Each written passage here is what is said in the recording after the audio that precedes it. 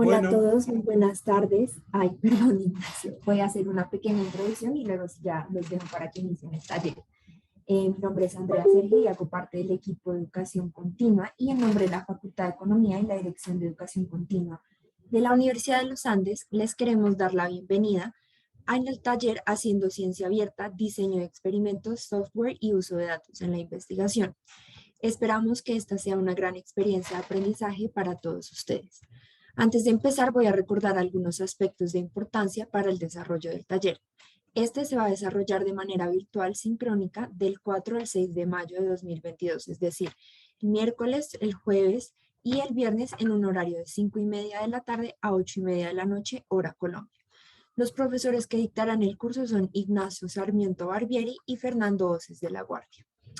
Todas las sesiones son sincrónicas virtuales y se realizarán a través de la plataforma de Zoom con este mismo enlace que utilizaron el día de hoy. Además de esto van a contar con la página web que compartió el profesor Ignacio, que también les compartimos en el correo de inicio.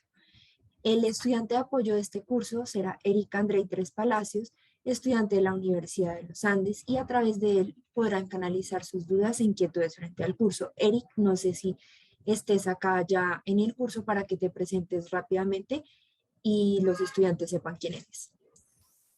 Eh, Buenas tardes. No voy a poder prender mi cámara, lo lamento. Igualmente ya les envié el correo de presentación. Cualquier cosa, recuerden que soy un canal de comunicación. Las preguntas conceptuales las hacerá directamente a Ignacio, por favor, o a Fernando. Estaré atento. Me pueden escribir por WhatsApp o por el correo que ya lo tienen. Gracias y suerte. Muchas gracias. Recuerden que para la certificación, la Universidad de los Andes otorgará un certificado de participación a aquellos estudiantes que cursen el 100% de las sesiones programadas. Les agradecemos también tener presentes las siguientes recomendaciones generales para el ingreso a la plataforma y sus sesiones de clase. En primer lugar, recuerden verificar la conexión de Internet. Para esto sugerimos el uso de cable de red o también acercarse al módem. También pueden revisar que la configuración del audio y el micrófono estén funcionando y en caso de no contar con un micrófono pueden realizar sus preguntas por el chat. También para tener una conexión más rápida pueden cerrar las páginas que no estén siendo utilizadas durante la sesión y para tener una mejor calidad del sonido pueden usar audífonos o una diadema. Con el fin de obtener información que nos permita brindarles un mejor servicio, agradecemos diligenciar una evaluación final que se enviará a sus correos electrónicos el 6 de mayo de 2022. En caso de cualquier duda, les recomendamos revisar el correo de inicio que recibieron la semana pasada, en el que encuentran toda la información logística referente al taller. Y sin más, les dejo entonces con los profesores para que inicien su taller. Muchas gracias. mil gracias, Andrea. Déjenme compartirles mi pantalla, mis slides que ya están subidas a la web. Fernando también me acaba de mandar al chat, así que están ahí. Déjenme un poco contarles la agenda y darle la palabra a Fernando. Hoy el plan es que Fernando nos cuente sobre transparencia en investigación, problemas y soluciones. Fernando es la palabra autorizada para estas cosas. Fernando es investigador de BITS. BITS es la iniciativa de Berkeley para transparencia en ciencias sociales. Es afiliado al Instituto de Ciencia de Datos de Berkeley y su trabajo se centra en cerrar las brechas entre investigación y políticas públicas en lo que respecta a transparencia y reproducibilidad. Y sobre todo en mejorar la reproducibilidad computacional en investigación en economía. Él a menudo da estos cursos y capacitaciones de BITS por todo el mundo, en Estados Unidos, en Europa, en Latinoamérica, estuvo dando vuelta por todos lados, Chile, Bolivia, Argentina, ahora lo tenemos en Colombia. Fernando hizo su PhD en Public Policy en Purdue Rand Graduate School, donde su investigación se centró en esto. Entonces la palabra calificada para contarnos de todos estos temas. La verdad, Fernando, que mil gracias por sumarte a esta iniciativa y yo voy a dejar de compartir para que vos puedas compartirnos y y escuchamos atentos. Muchas gracias, Ignacio, y muchas gracias a todos. Efectivamente, he andado presentando esto y hablando de esto por muchos lados, pero en Colombia creo que no me había tocado presentar. Entonces, es siempre un agrado presentar en un lugar nuevo. Como decía Ignacio, hoy día es un placer poder empezar este pequeño curso que están tomando con una charla de transparencia en investigación, problemas y soluciones una mirada bastante general, con un cierto énfasis en lo que nos dedicamos más específicamente acá en BITS, que tiene que ver con reproducibilidad computacional. Entonces, primero que nada, ¿qué es lo que es BITS? BITS es un subcentro dentro de un centro más grande que se llama CIGA, el Center for Effective and Global Action, en donde básicamente nos dedicamos a mejorar la calidad, la credibilidad de las ciencias para a promover transparencia, reproducibilidad, rigor y ética, tanto en la investigación como en el análisis de políticas públicas. Como les digo, somos parte de este centro un poco más grande. El director del centro es Ted Miguel, y estas son parte de las iniciativas que nos dedicamos. Esta es una iniciativa de reproducibilidad computacional, esta es una iniciativa de transparencia en análisis de políticas públicas, que hoy día no les voy a contar mucho, pero les voy a dejar un link para quienes estén interesados.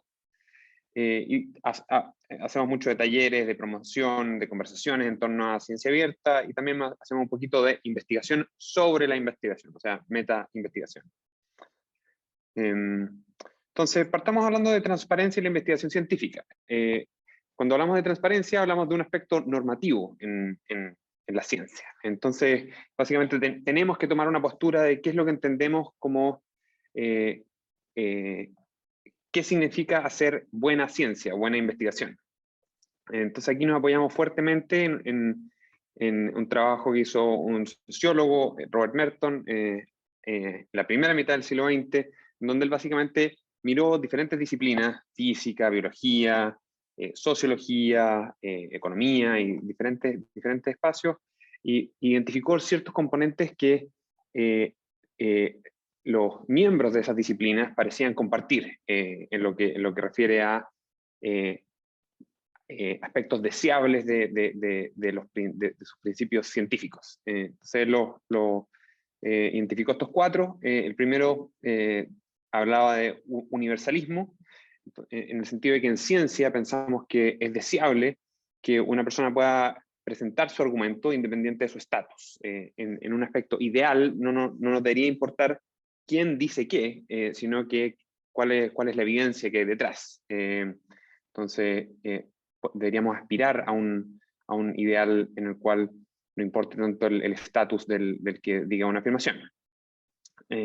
Segundo, en su momento él lo denominó comunismo, pero después se ha reetiquetado como comunalismo, pero para distinguirlo de la corriente ideológica, pero el principio de comunalismo es la idea de que el conocimiento debe ser compartido de manera abierta. El conocimiento que se genera no debe ser acaparado, ni debe ser básicamente...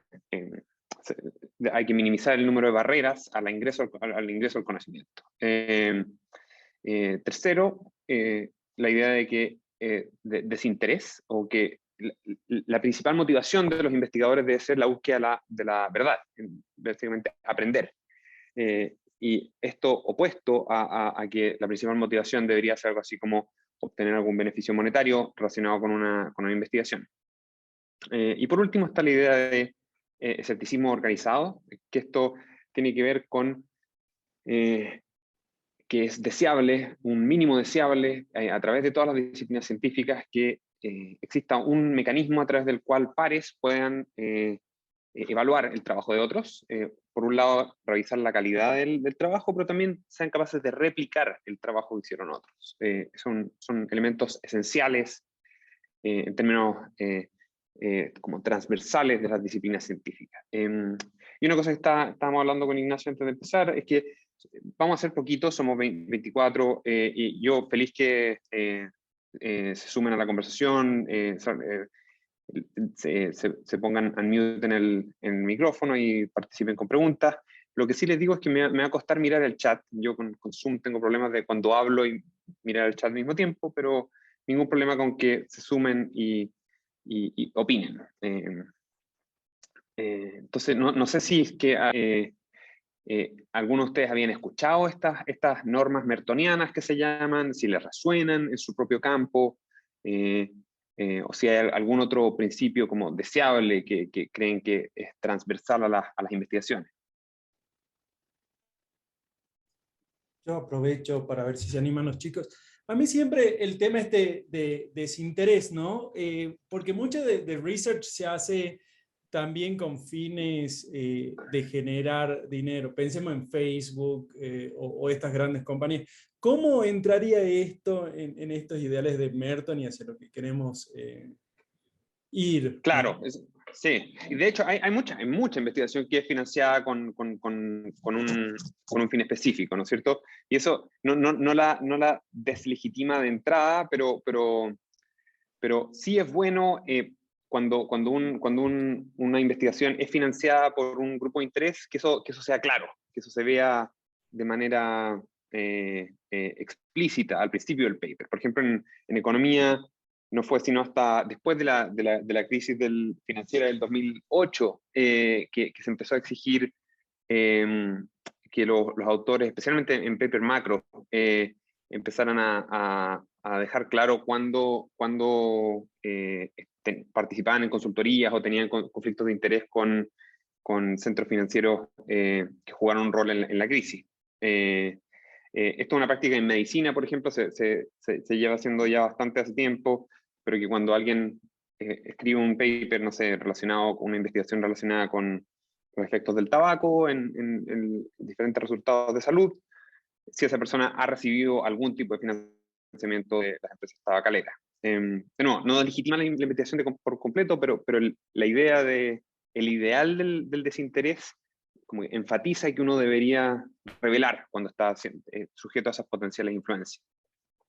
Y así con los otros tres principios también. No, estos son ideales a los cuales apuntar y como que fijan un norte, pero no describen una realidad, por decirlo así. Enrique, por favor. Sí, buenas tardes con todos. Saludos desde Perú. Bueno, sí, me parece bastante interesante, ¿no? Lo que comenta los valores científicos. Yo quería saber si, por ejemplo, el segundo valor de comunismo se podría entender como innovación abierta, ya que es como está escrito, parece que es como un entorno de cooperación, ¿no? Entre diferentes actores.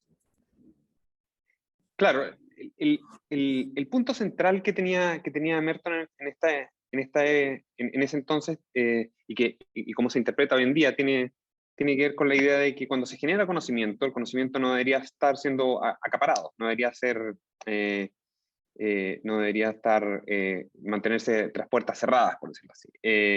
Entonces, hay una tensión acá en la cual los investigadores justamente, o los innovadores, para tener algún tipo de incentivo a generar innovaciones, necesitan algún periodo de embargo para tener como una ventaja sobre el conocimiento que generaron, pero al final del día, en un año, 2 años, meses después, la idea es que sean capaces de liberar sus datos, de liberar sus códigos, para permitir que los otros investigadores puedan ver lo que está pasando. Entonces, parecido con innovación abierta, debería haber un espacio para que el investigador inicial o el innovador inicial sea capaz de como apropiarse un poco del conocimiento que ha generado, pero al mismo tiempo sea capaz de ponerlo a disposición del resto. Y aquí, por ejemplo, el contraste con la investigación que se hace dentro de empresas como Amazon o Facebook o cosas así, ahí es un poco más fuerte, porque, por ejemplo, hay muchas de las investigaciones o estos A/B test, estos como estudios muy específicos que se hacen dentro de estas empresas, que nunca ven la luz del día. Entonces, eso choca como muy directamente con la idea de comunalismo. Me gusta mucho que hay mucha gente levantando las manos, así que, pero para seguir avanzando le voy a dar la palabra a una persona más. De nuevo, tengo como que mirar en el chat para ver quién levantó la mano. Vi que 3 personas levantaron la mano, pero ahora no sé los nombres de quién levantó la mano. Así que sí, alguno de los que levantó la mano podría tomar la voz, tomar la palabra. Juan, por favor. Hola, ¿qué tal? Buenas tardes. Sí, yo quería preguntar, ¿qué tan viable es la replicación o qué tan importante la replicación cuando se usan datos, por ejemplo, sensibles o datos, digamos, corporativos, donde pues no manejan Claro, cierto nivel de seguridad? O sea, ¿qué tan viable es que se pueda sí, aplicar ese sí, componente es una, ético? da- va- la idea de reproducibilidad con datos administrativos, datos confidenciales, es algo esencial, es un desafío central en economía en particular, eh, que vamos a estar hablando bastante después de esta, más hacia el final de esta presentación. Pero te anticipo que la respuesta no es que hay una solución, es que es un desafío y que hay que buscar mecanismos en cómo incentivar ese espacio. Sigamos entonces, pensemos ahora de que ya tenemos estos principios de qué es lo que entendemos normativamente, lo que significa ser ciencia abierta. El problema, o la primera alerta que surgió en el año 2007, es cuando se empezó a preguntar, se empezaron a hacer estudios en que le preguntaron a investigadores en diferentes disciplinas, en este caso en ciencias sociales, psicología, sociología, ciencias políticas y economía, y preguntaban, este grupo de autores le preguntó a diferentes investigadores, mire, estas son las normas mertonianas, ¿qué le parece? ¿Usted suscribe a estas normas? Y acá en gris significa sí, en rayado significa indiferente, y en negro significa que se suscribe a la contranorma, porque cada una de estas normas, así como el desinterés tiene una contranorma en el interés financiero, hay una contranorma para cada una de estas. Entonces, pareciera que hay un consenso de que los investigadores, tanto a mitad de carrera como al principio de su carrera, se suscriben a estas normas. El problema ocurre cuando les preguntan a los investigadores y sus pares, su colega en la oficina al lado, ¿suscribe a estas normas? ¿Qué cree usted? Y esta fue la respuesta. Una fracción mucho menor, pero aún mayoritaria, cree que sus colegas suscriben estas normas, independiente más o menos de si es mitad de carrera o al principio de su carrera. Pero en psicología y en economía también un poco así no es como, no es como se investigan estas preguntas, porque cuando uno hace preguntas como en los cuales el consultado sabe como cuál es la pregunta correcta, eh, eh, eh, perdón, esta primera fila es suscribe a estas normas. La segunda fila es usted se comporta de esta forma. Entonces, mucha gente suscribe, casi todos suscriben, la mayoría dice que se comporta de esa forma, pero la forma en cómo se hacen estas preguntas sensibles, en este caso, tiene que ver, uno le pregunta al entrevistado, ¿cómo cree que se comportan sus pares? Y esa es la pregunta más relevante, y aquí les preguntan cómo se comportan sus pares, y la respuesta es bastante más alarmante, porque la visión que tienen los investigadores de sus colegas, que es una forma de reflejar la visión que tienen del campo en el que trabajan, es mucho más negativa, en el sentido que creen que casi nadie suscribe a estas normas. Mucha gente es indiferente, pero la gran mayoría sigue la antinorma, en el sentido de que no comparten datos, no comparten códigos, actúan de manera interesada, etcétera, etcétera. Entonces, esto fue como una de las primeras señales de alarma empírica que se tuvo, ¿no? de que había ciertos problemas. Y en concreto, ¿por qué esto genera problemas al final del día?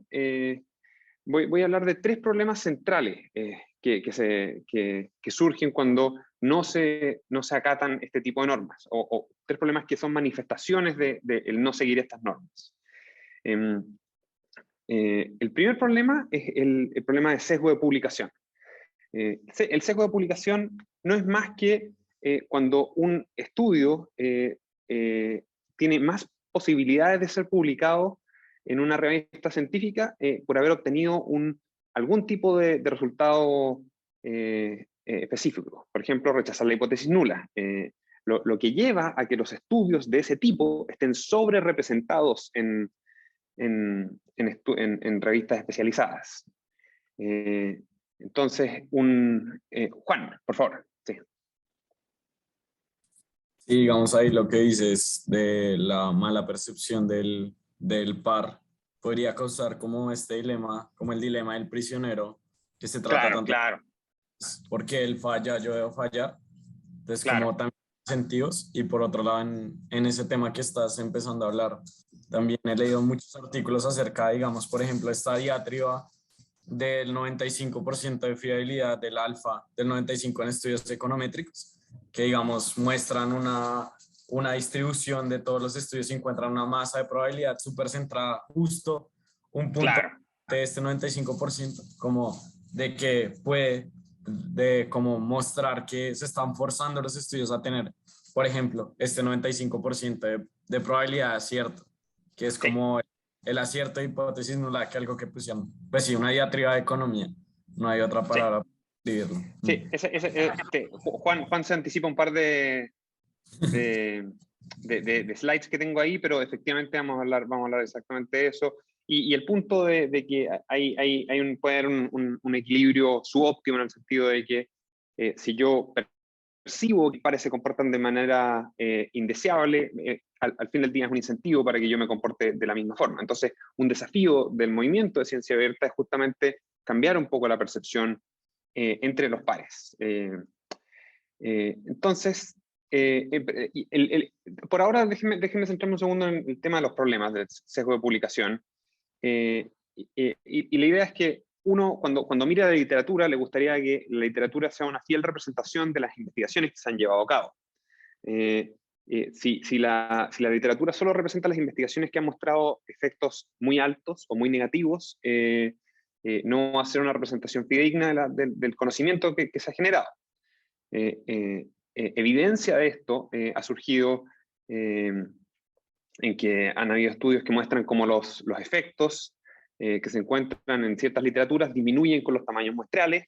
Esto sugiere que hay sesgo de publicación porque con muestras pequeñas hay más variación, entonces es más probable que uno tenga efectos muy grandes, pero también efectos muy negativos. Entonces, si hay sesgo de publicación, uno va a observar solo los efectos muy grandes, que es lo que sugiere este estudio de Gerber y coautores. También hay evidencia de que los efectos nulos están desapareciendo en el tiempo en diferentes disciplinas. Hay evidencia, el estudio más concluyente ha sido el de Franco y coautores, que se lo voy a mostrar en un segundo, de que muestra que es sustancialmente más probable que un artículo sea escrito y publicado si rechaza la hipótesis nula, y un estudio ocupando un modelo estructural de Andrews y Casey, básicamente sugieren que los estudios nulos, los estudios que rechazan la nula tienen entre 3 y 30 veces más probabilidades de ser publicados en un journal top. Déjenme mostrarles un poco la evidencia de Franco, que es bien impactante. Este es un estudio que salió en el año 2014, de nuevo mirando todas las ciencias sociales. Lo que hicieron estos autores fue que fueron a buscar el registro de experimentos que se han llevado a cabo en un contexto muy específico, que uno tiene que aplicar para ocupar esta plataforma que se llama TESS para llevar a cabo estos experimentos. Entonces, estos son experimentos que saben que se llevaron a cabo, que saben que son de alta calidad, porque uno tiene que competir para ganárselos en el National Science Foundation. Y lo que fueron a ver es qué pasó con esos estudios. Entonces, para un universo de 220 estudios, los autores fueron y indagaron con los autores originales qué tipo de resultados obtuvieron. Se obtuvieron un resultado fuerte, en el sentido de que rechazaron la hipótesis nula, un resultado mixto, que no era tan concluyente, o un resultado nulo, en el cual no rechazaban la hipótesis nula. Y después también indagaron sobre qué pasó con ese estudio. ¿Fue escrito? ¿Fue publicado? ¿Dónde fue publicado?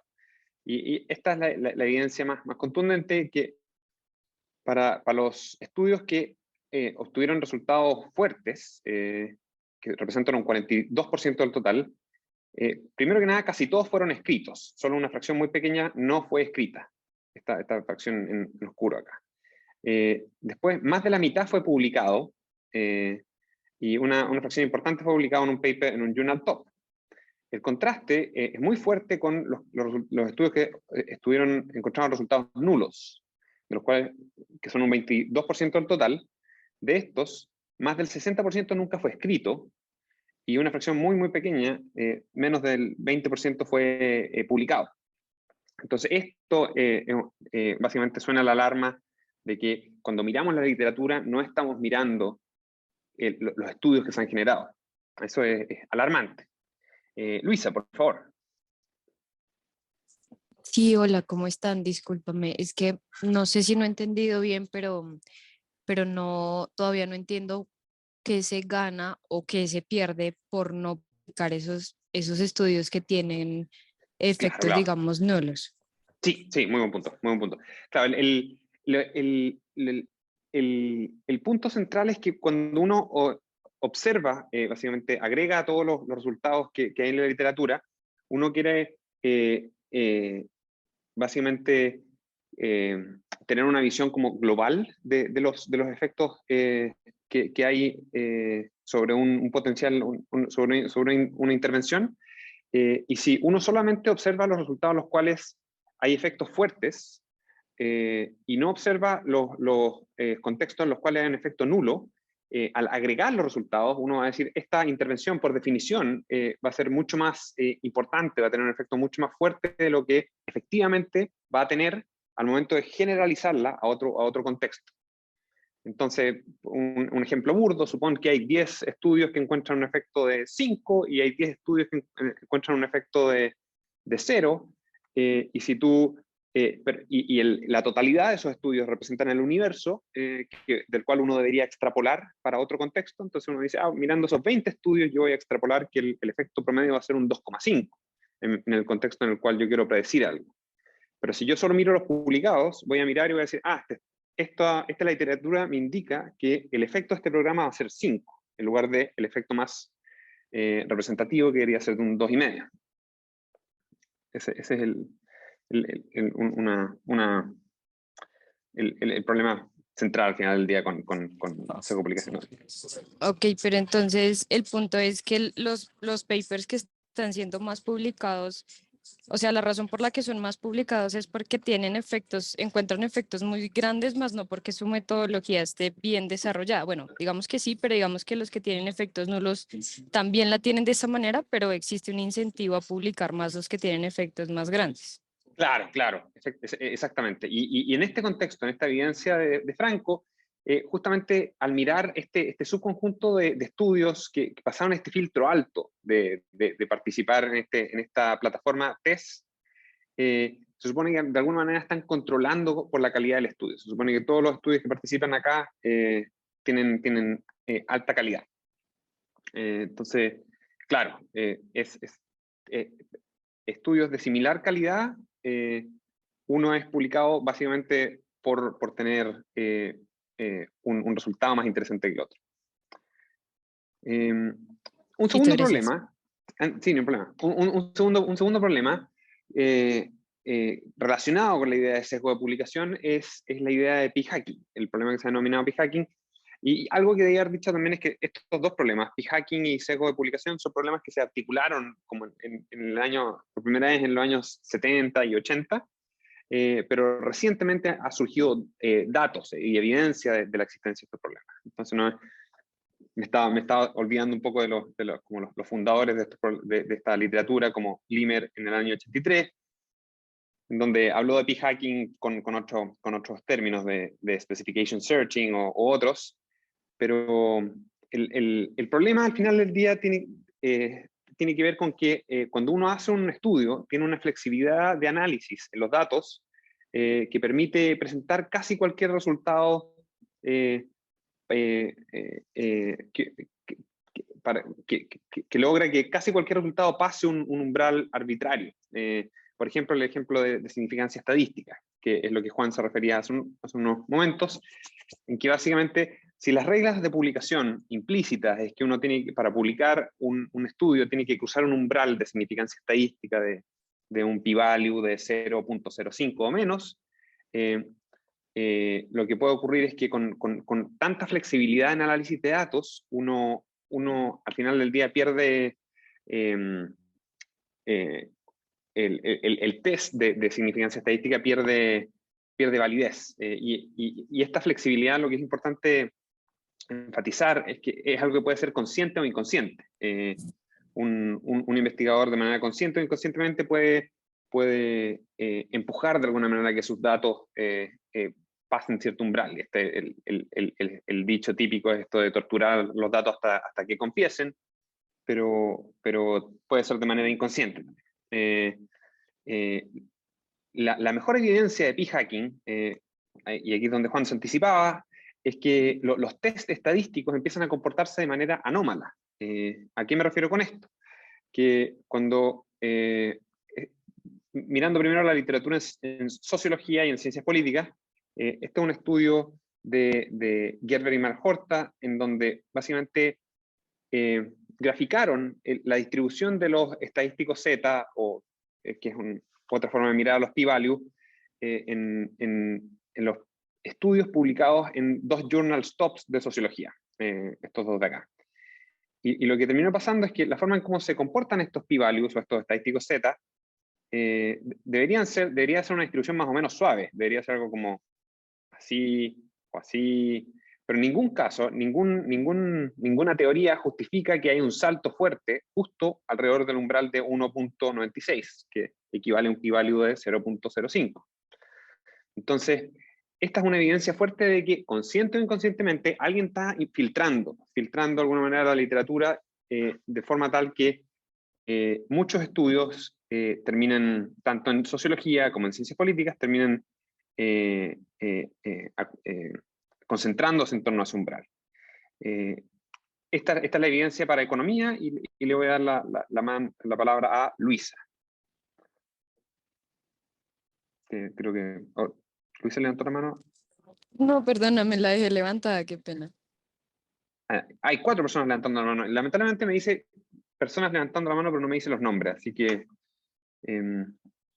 si alguno de ustedes puede tomar la palabra, por favor.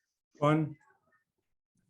Listo. Voy yo. Yo creo que hay 2 fenómenos que se pueden ver en este tipo de investigaciones. El primero, el sesgo a que todos queremos innovar. O sea, nadie quiere, por ejemplo, encontrar un efecto negativo y hacer una investigación larga y después encontrar que el efecto no da. Y también eso se valora mucho como en los papers, por ejemplo, digamos.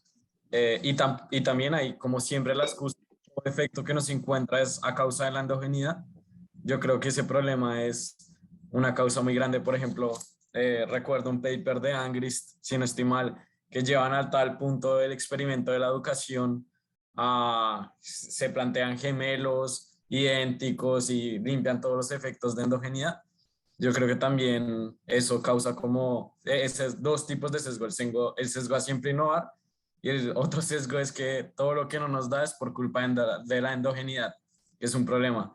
Y el tercer problema que también veo es que en las ciencias sociales, a diferencia de otras ciencias, nosotros vemos efectos lógicos. Entonces, por ejemplo, digamos en este tema de la educación, nosotros vemos que la educación aumenta el salario y no sé qué, y todos parecemos que es algo lógico, sin embargo, en algunos datos no nos da. Entonces, siempre estamos como en ese sentido sesgados a que siempre queremos innovar, a lo que no nos da es por endogeneidad, y tercero, que los efectos son muy lógicos. Entonces, en nuestra ciencia, por ejemplo, digamos, yo soy economista, siempre estamos atados a esos 3, como por decirlo así, cosas que siempre están detrás de nuestra cabeza a la hora de hacer investigación, a la hora de mirar cosas. Entonces, como es algo que tenemos que tener en cuenta siempre que tratamos de hacer investigación. Claro, exactamente. Y esta es la evidencia para economía, de nuevo, 3 journals tops, la distribución de las estadísticas Z, y en el primer estudio Bourdieu y coautores, y en el segundo afinaron básicamente la misma metodología, pero para describir qué es lo que pasa para diferentes metodologías. Y el principal sospechoso acá resultaban los estudios que ocupaban variables instrumentales, donde había un salto mayor. Los que tenían menores problemas medidos de esta forma eran cuando la metodología eran ocupando experimentos y regresión discontinua. En lo que refiere a soluciones a estos problemas, estas son las tres principales soluciones, ocupar registros, planes de preanálisis y reportes registrados.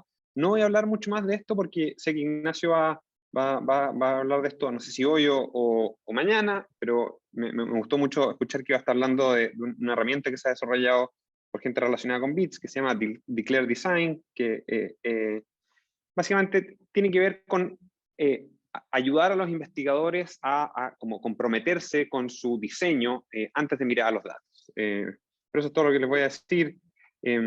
No sé si, Ignacio, ¿tú tienes esta figura? Que a mí me encanta, pero No, si no, la no tienes, la no. tengo. Buenísimo que la tengas. Yo me A mí, voy a a ir mí- a mí me más, encanta.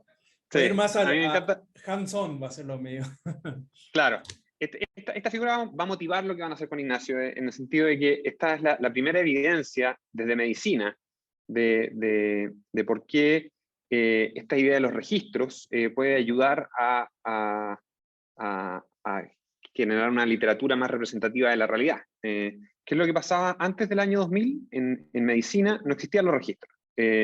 Entonces, para esta literatura del efecto de estudios nutricionales en enfermedades cardiovasculares, creo que era, acá en medicina es muy común que se reporten los ratios de azar, en donde 1 es la hipótesis nula, y lo que se reportaba mucho eran muchos estudios beneficiosos. Las sumas acá son un estudio que básicamente reducía el riesgo de enfermedades cardiovasculares. Y los puntos celestes es cuando el estudio era nulo, cuando el efecto era no distinguible de 0 o de 1 en este caso. Se imponieron los registros en medicina. En el año 2000 se dijo, si usted quiere publicar un paper, tiene que tenerlo registrado en clinicaltrials.gov. ¿Cuál fue el resultado? Fue que básicamente la proporción de estudios nulos se disparó relativo a los estudios no nulos, y podemos básicamente tener una visión mucho más fidedigna de la realidad. Volviendo a la pregunta creo que era Juana o Luisa, perdón, que me estoy olvidando los nombres. Pero esta es la motivación para aprender este tipo de herramientas que van a hablar con Ignacio. El tercer problema, que es el que más voy a hablar, es la idea de baja replicabilidad y o reproducibilidad. Este es un problema tan serio y tan agudo que básicamente se ha llevado como el nombre y se ha llevado como los titulares que ha motivado el movimiento de ciencia abierta, que muchas veces se define como respondiendo a la crisis de reproducibilidad o a la crisis de replicabilidad. Acá yo por ahora me voy a centrar de manera bien específica en la idea de reproducibilidad computacional, que es la columna de la derecha acá. La columna de la izquierda alude a replicabilidad, que es básicamente llevar a cabo el mismo método con una muestra comparable pero diferente. Por ejemplo, estudiantes de la Universidad de los Andes relativo a estudiantes de otra universidad en Colombia o algo así, y ver si es que se obtiene el mismo resultado. Aquí uno, en esta primera columna, uno no debería esperar 100% de replicabilidad por temas de validez externa, pero hay un debate de si 30%, 60% es algo deseable. El problema en reproducibilidad, que tiene que ver con ocupar los mismos datos, los mismos códigos, mismo método, todo igual, tratar de correr los programas y ver qué tanto uno logra obtener los mismos resultados. Aquí uno debería desear tener un 100% de reproducibilidad computacional. Y en economía, las cifras son bastante alarmantes, que en un primer estudio en macroeconomía encontró una tasa de reproducibilidad de un 43%, Gertler para microaplicada, básicamente le pidió menos a sus reproductores, le pidió menos tiempo a sus reproductores, 5 horas para reproducir un paper, y encontró una tasa bastante más baja, pero en ningún caso llega a estar cerca del 100% que deberíamos desear de alguna forma. Deberíamos ser capaces de, con los mismos datos, obtener el mismo resultado. Y ese es el foco que quiero gastarme básicamente los últimos 15, 17 minutos. David, por favor. Hola, una duda que tengo es en el anterior diapositiva, en eso de los replicabilidad. Estos, o sea, no he leído, pero estas réplicas se hicieron como solicitando los datos a los autores de los papers o fueron construyéndolo por su cuenta? Replicabilidad, columna izquierda, fue básicamente leyendo el paper, siguiendo la metodología, llevando a cabo el mismo experimento. Estos eran experimentos de laboratorio en ciencias sociales, tratando de seguir la misma metodología, a ver si lograban obtener el mismo resultado. Eso fue el problema de replicabilidad. Reproducibilidad, la idea era, solicitando los datos y los códigos desde los autores originales, si uno lograba obtener el mismo resultado. De acuerdo, gracias. Entonces, reproducibilidad es importante por cosas bastante evidentes, y aquí es donde lo que se cita de manera tradicional a través de diferentes campos es lo que se ha llamado el principio de Clareboudt, que básicamente es que hay que dejar de pensar en el artículo, en el paper, como la unidad científica relevante, como el objeto académico relevante, y empezar a pensar en que el paper básicamente es publicidad sobre este objeto académico relevante.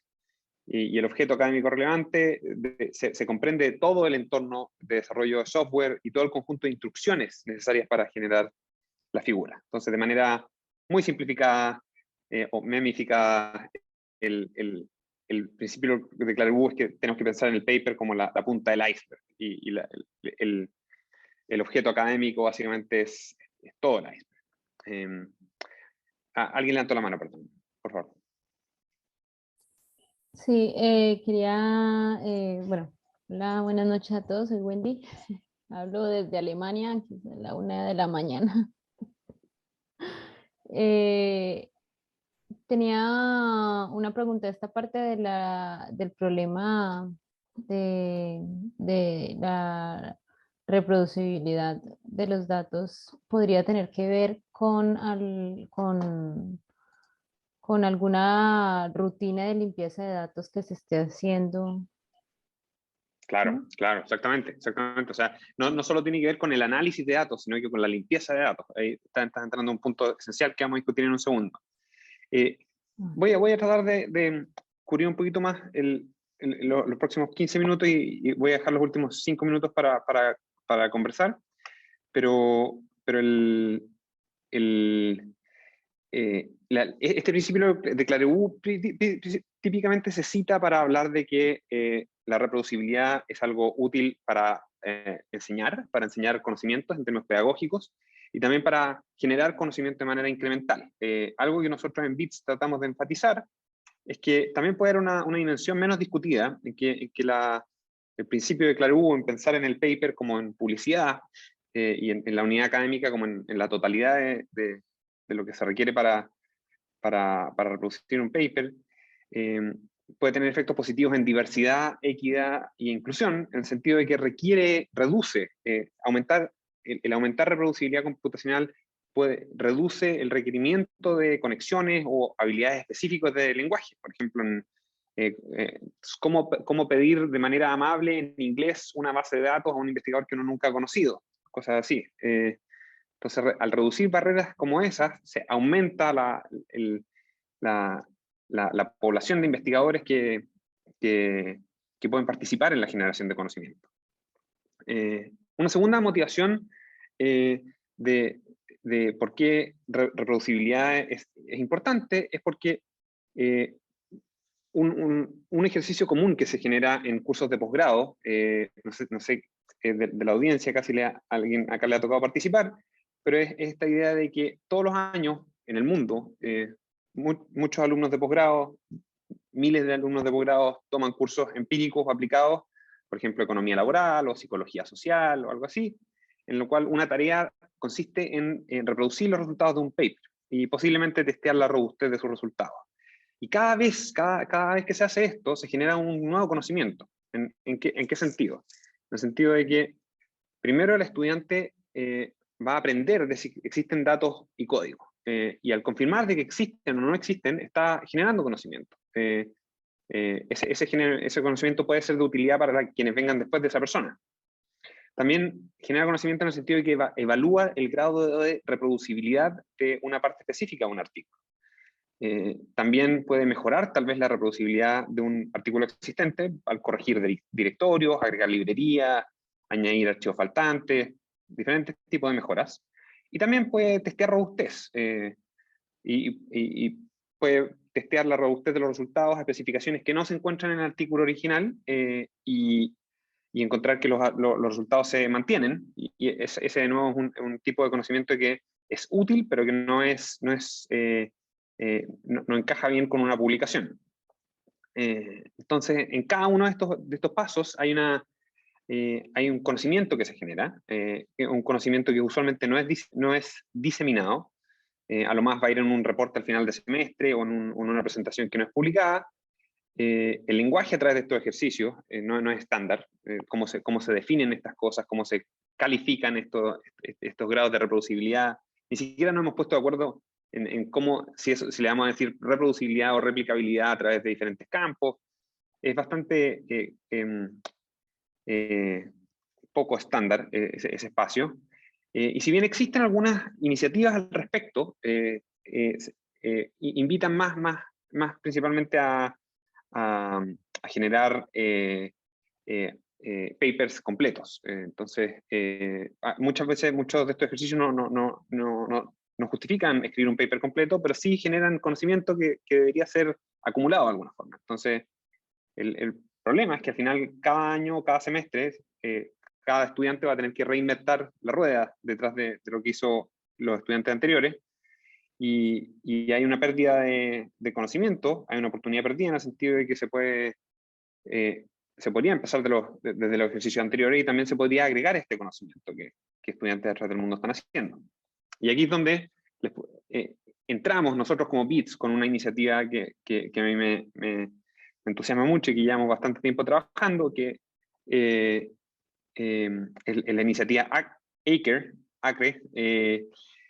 en que como contexto, el punto de partida, nosotros venimos principalmente de economía, y en economía ha habido una trayectoria que empezó en el 2006 hacia mayor reproducibilidad computacional, y en el cual primero se empezó a pedir en el 2006 que se hicieran, las bases de datos se volvieran disponibles, pero no se explicó a qué se referían, qué tipo de base de datos, qué es lo que era disponible. Pero en el 2019, hace un par de años, hubo una nueva política, un cambio radical en la política, en la cual hay los 9 journals del American Economic Association, básicamente ahora condicionan la publicación en esos journals a que se compartan todos los datos y todo el código. Y volviendo a una pregunta del comienzo, es que si los datos son confidenciales y por alguna razón no se pueden compartir de manera abierta para toda la comunidad, igual se tiene que compartir con el editor, pero para toda la comunidad se tiene que compartir al menos los códigos de limpieza de datos. Entonces, también ligado con otra pregunta, y que los problemas acá tienen que ver con acceso a códigos para limpiar los datos. Entonces, el contexto en el cual se fija nuestra iniciativa es, partiendo del 2019 en adelante, deberíamos esperar un mayor grado de reproducibilidad, pero mirando hacia atrás, deberían haber bastantes brechas y deberían haber bastante espacio para cerrarlas.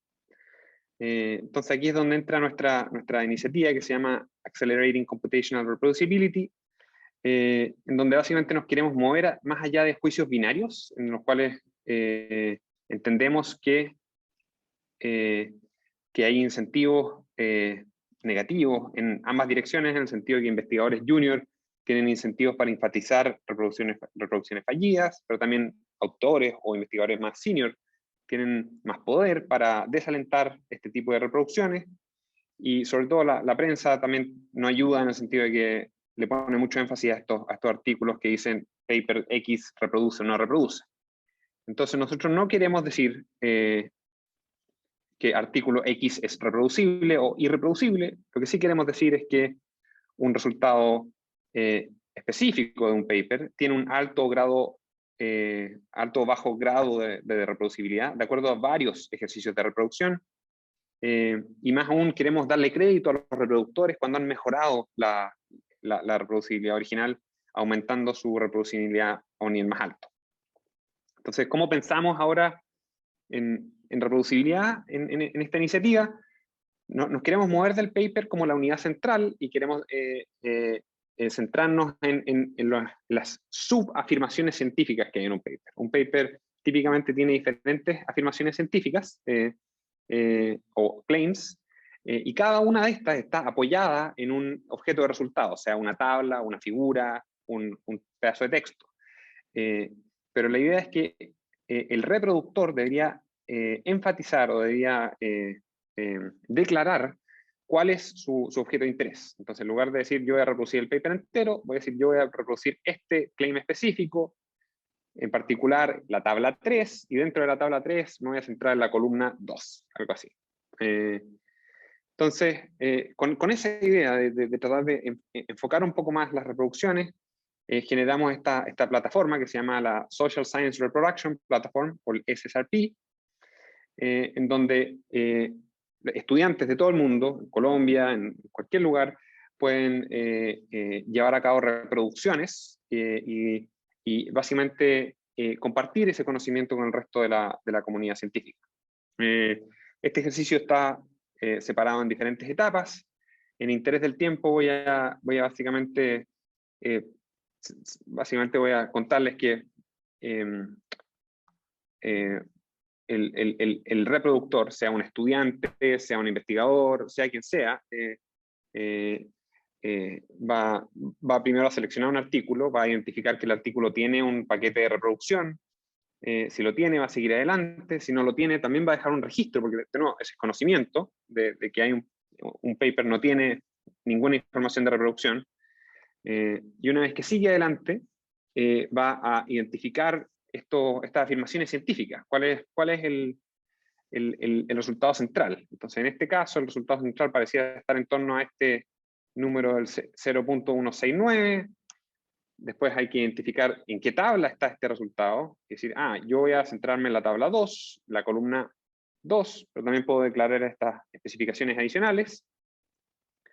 Y resumir, el reproductor va a resumir en palabras propias cuál es la afirmación científica central. Entonces, algo muy pequeño de una frase o dos, y con eso va a continuar adelante con el ejercicio de reproducción.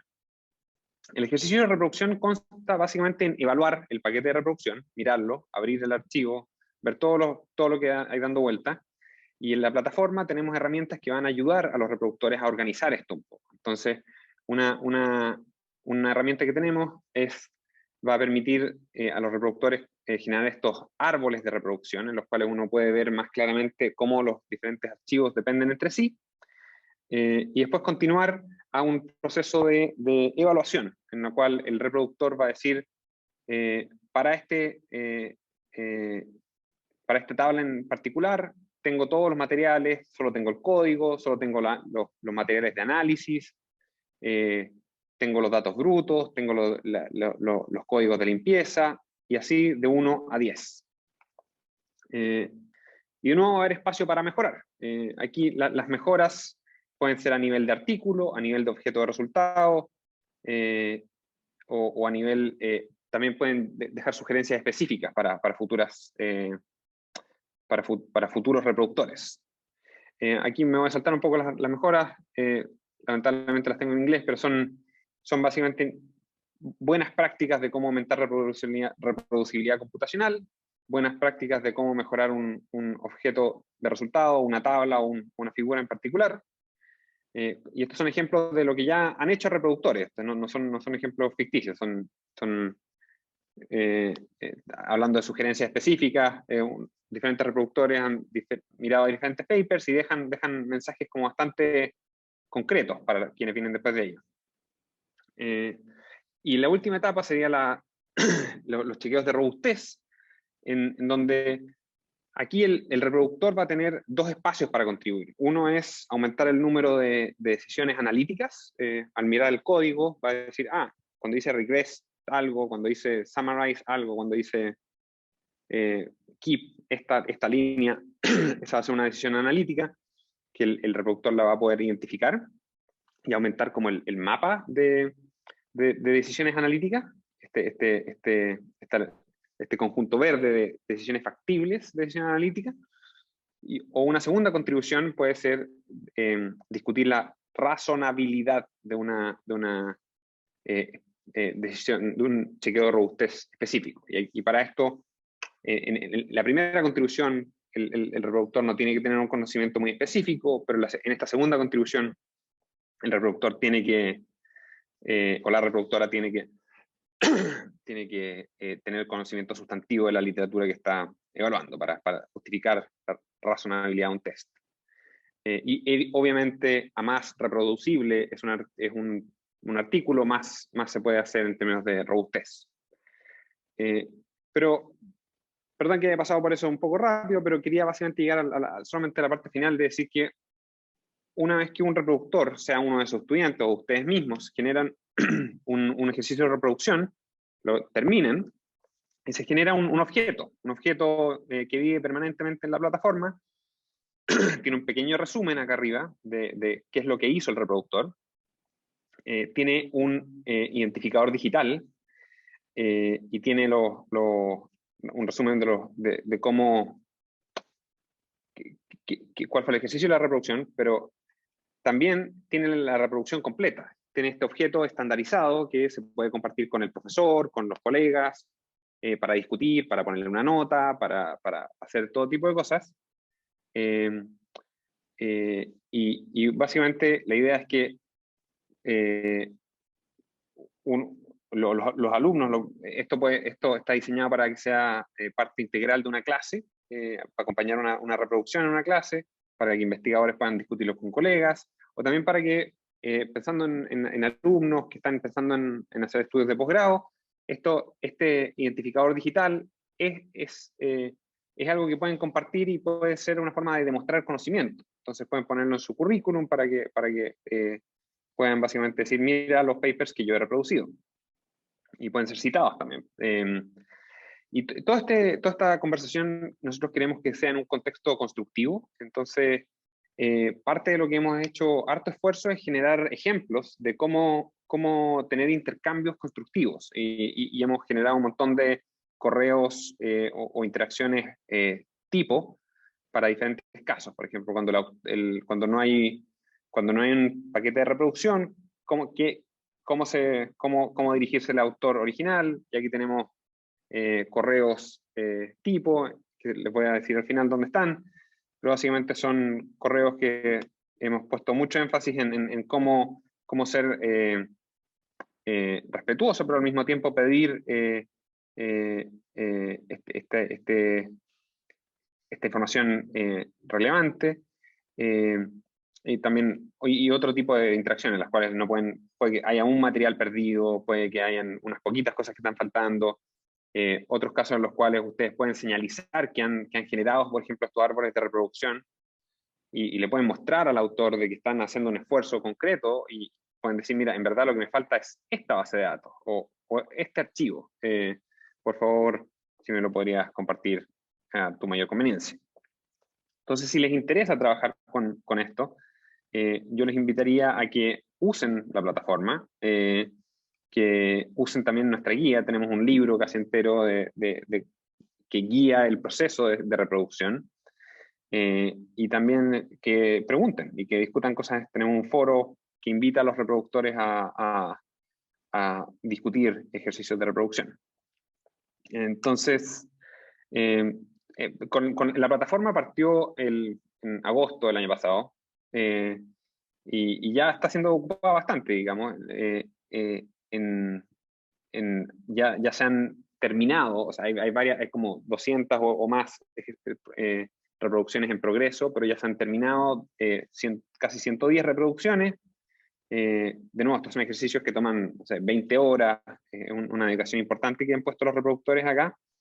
Y tenemos reproducciones de diferentes partes del mundo. Está Estados Unidos, en Canadá, en China, en Nicaragua, Chile tenemos varias. Nos falta Colombia, entonces voy a dejar la invitación para que alguien ponga la primera reproducción de Colombia y para que ojalá la adopten para poder participar en este proceso colectivo de generación de conocimiento. Y lo último, para esto no voy a tener tiempo, pero les dejo en las slides, les dejo un link acá a cómo estamos conversando y pensando en BITS sobre cómo aplicar transparencia al análisis de políticas públicas. Y con eso, tal vez dejar unos 2 o 3 minutos para preguntas, para no tomar más tiempo, Ignacio.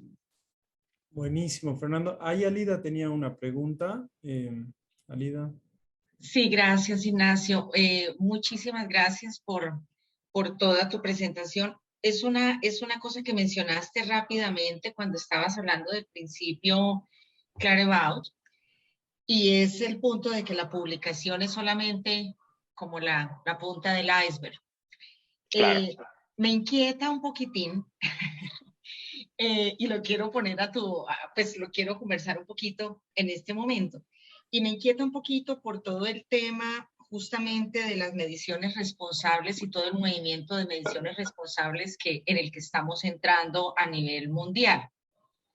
Y claro, cuando uno dice que el artículo solamente es la punta del iceberg, casi que de alguna manera, de una manera muy suave, de pronto está también pasando el mensaje de que no es necesario el arbitraje a la hora de publicación.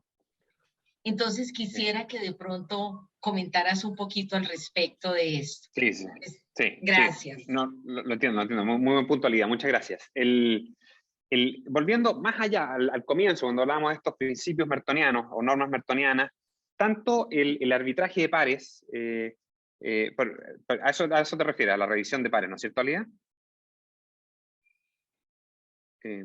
Así lo voy a interpretar. Así es, sí, así es. Sí, es que la revisión de pares Ajá. y la reproducción o replicación son cosas que deberíamos